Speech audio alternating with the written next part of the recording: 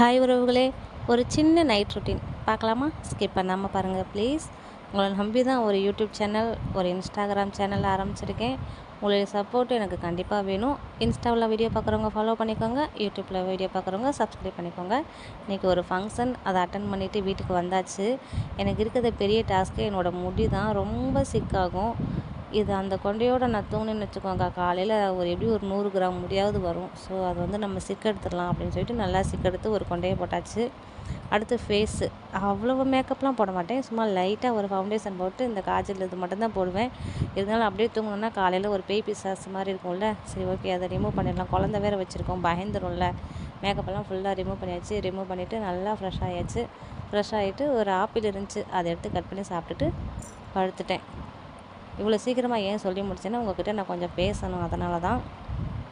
உங்கள்கிட்ட ஷேர் பண்ணுறதுக்கு நிறைய விஷயங்கள் இருக்குது. லைஃப்பில் தோல்வியே பார்த்துக்கிட்டு இருந்தேன் நான். ஒரு சக்ஸஸை பார்க்கணும் அப்படின்னு ஆசைப்பட்றேன். அது உங்கள் கையில் தான் இருக்குது.